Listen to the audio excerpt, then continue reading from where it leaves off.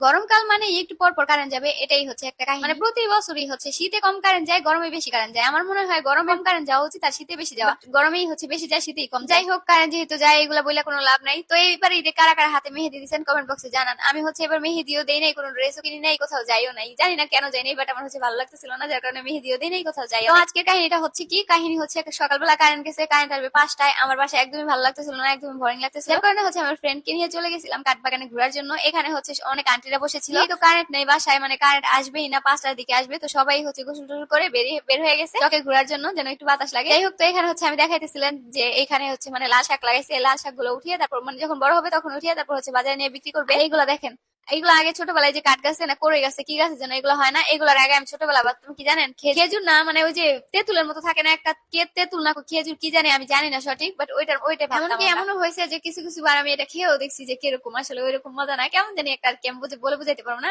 আপনারা কারা কারা আগে এগুলো আর খেজুর বা তেঁতুল ভাবতেন কমেন্ট। যাই হোক, এখানে হচ্ছে পাইপ দিয়ে রাখছে, কারণ এখানে হচ্ছে মানে নদী থেকে পানি পানি মানে উঠানোর পর হচ্ছে এখান থেকে মাছ ধরবে। দেখেন লাল শাক গুলা কত বেশি সুন্দর হয়েছে। এখানে লাল শাকের ফাঁকে ফাঁকে আবার অন্য শাকও আছে, তার কারণে কেমন জানি লাগতেছে, এত ভালো লাগতেছে না। তো আমি হচ্ছে যেহেতু গেছিলাম ঘোরার জন্য, তো তার জন্য আপনাদের সাথে একটা ভিডিও শেয়ার করি ভাবলাম। ভিডিও কিভাবে শেয়ার করবো এটা বুঝতেছিলাম না, কারণ দেখানোর মতো গ্রামে আর কিছুই নাই, সবকিছু আপনাদেরকে দেখাইছি। যে দেখেন এখানে লাল শাক গাছ লাগাইছে, তারপর হচ্ছে লাউ আছে, অনেক কিছু, লাউ, মিষ্টি কুমড়া, তারপরে হচ্ছে মানে শাক সবজি সবকিছুই। আমাদের এদিকে কিছুই কিনে খেতে হয় না, সবকিছুই চাষ করা হয়। দেখেন কাঠবাগানে এখানে কত সুন্দর ভিডিও আসতেছিল। আমি হচ্ছে অনেকগুলা ভিডিও বানাইছি, ভিডিও গুলো হচ্ছে আমি আস্তে আস্তে। হ্যালো এভরিওয়ান, আসসালামু আলাইকুম, কেমন আছেন সবাই? আশা করি সবাই ভালো আছেন। তো আপনাদের দোয়া আলহামদুলিল্লাহ আমরা অনেক ভালো আছি। তো আজকে হচ্ছে আমাদের এদিকে কারেন্ট নাই, মানে সকাল থেকে কারেন্ট নাই, মেবি 5টায় কারেন্ট আসবে, মাইক দিয়ে বলে দিচ্ছে। আসলে গরমকালে হচ্ছে কারেন্টটা একটু বেশি যায়। আমার মনে হয় যে গরমে কারেন্ট কম যাওয়া উচিত, বাট গরমেই হচ্ছে কারেন্ট বেশি যায়। বাট আমাদের এদিকে এত প্রবলেম হয় না, কারণ আমরা গ্রামে থাকি, গ্রামে হচ্ছে অনেক বেশি বাতাস। তো আজকে হচ্ছে কারেন্ট চলে গেছিল দুপুর, মানে দুপুরে হচ্ছে মানে সকালবেলা কারেন্ট গেছিল, 5টা বাজে আসবে বলছে। তো দুপুরবেলা হচ্ছে আমি আর আমার ফ্রেন্ড বাইরে গেছিলাম, বাইরে যাওয়ার পরে হচ্ছে এই ভিডিওটা শেয়ার করি, মানে ভিডিওটা বানাই আপনাদের সাথে শেয়ার করার জন্য। আমি হচ্ছে আমার বলতেছিলাম বারবার ভিডিওতে যে আমি হাতে এবার একদম মেহেদি দিই নাই, কারণ মেহেদি দিয়ে আর কি করব,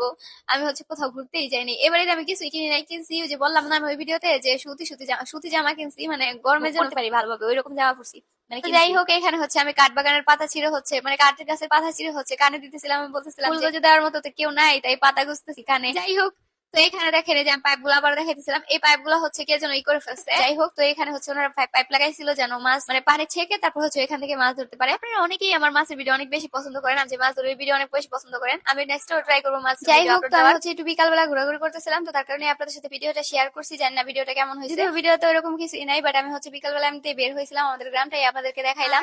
মানে বাহিরে হচ্ছে অনেক বেশি রোদ ছিল, তারপরে অনেক বেশি বাতাস লাগতেছিল, কারণ অনেক গাছপালা আছে। গ্রামে থাকার একটাই মজা যে অনেক গাছপালা থাকে, যার কারণে হচ্ছে গরম লাগে না। হচ্ছে যখন বাইরে গেছি তখন আমার মনেই পড়ে নাই যে কারেন্ট চলে গেছে, কারেন্ট নেই। আমার হচ্ছে মনে হয় যে ওইখানে বাড়ি করে থাকলে ওইখানে কারেন্টের কোনো প্রয়োজনই হবে না, যারা বাড়ি করবে তাদের কোনো মানে ফ্যানই লাগবে না, কারেন্টই খরচ হবে না, কারণ ওইখানে হচ্ছে এত বেশি বাতাস। আমাদের বাসার পিছন সাইডে হচ্ছে এই জায়গায় হচ্ছে মানে এত বেশি বাতাস, কাঠবাগান আছে একটা, মানে কাঠবাগানের জন্যই মেবি বাতাস লাগে অনেক বেশি। যাই হোক, আর আরেকটা কথা, আপনারা হচ্ছে আমার বয়সটা একটু ইগনোর করে না, আমার অনেক বেশি ঠান্ডা লাগছে, আমার অনেক বেশি গলা ব্যথা, আমি জানি না আমার এত বেশি কেন ঠান্ডা লাগলো। আসলে আমি হচ্ছে একটু ফ্রিজে পানি খাইছিলাম, তার কারণেই হচ্ছে ঠান্ডা লাগছে। ওইদিন হচ্ছে আমি বাইরে গেছিলাম, মানে পরশুদিনের আগের দিন বাইরে গেছিলাম। বাইরে থেকে আসার পরে হচ্ছে আমার অনেক বেশি গরম লাগতেছিল, মানে বাইরে বাতাস ছিল, বাতাস থেকে হচ্ছে বাসায় আসার পরে হচ্ছে অনেক গরম লাগতেছিল। গরমের কারণে হচ্ছে আমি ফ্রিজের থেকে পানি বের করে ফ্রিজের পানি খাইছি। ফ্রিজের পানি খাওয়ার পরে হচ্ছে মানে রাত্রেবেলা হচ্ছে এত বেশি গলা ব্যথা করতে, তারপরে হচ্ছে আমি চা বানায়ও খাইছি, বাট ওষুধ খাই নাই। পরের দিন সকালবেলা হচ্ছে আমি গলা ব্যথায় কথা বলতে পারতেছি না, তারপর ওষুধ এনে খাইছি, ওষুধ এনে খাওয়ার পরে হচ্ছে একটু ঠান্ডাটা কম। পরের দিন হচ্ছে আবার গলা ব্যথা, এত বেশি গলা ব্যথা, এই 2 দিন যাবত আমার এত বেশি গলা ব্যথা, আমি রেগুলার ওষুধও খাইতেছি, বাট গলা ব্যথা কমতেছে না। তো আপনারা হচ্ছে যত গরমই থাকুক একটু কষ্ট করে ম্যানেজ করবেন, বাট ফ্রিজের পানি খান না, ফ্রিজের পানি খেলে সত্যি অনেক বেশি ঠান্ডা লেগে যায়। আমার ঠান্ডা লাগছে, আমার আপুর ঠান্ডা লাগছে, আবার আম্মুরও ঠান্ডা লাগছে। আমরা 3জনই ফ্রিজের পানি খাইছিলাম, ফ্রিজের পানি খাওয়ার কারণে মেবি এত বেশি ঠান্ডা লাগছে। তো তার জন্যই হচ্ছে বলবো আপনারা কেউ ফ্রিজের পানি খান।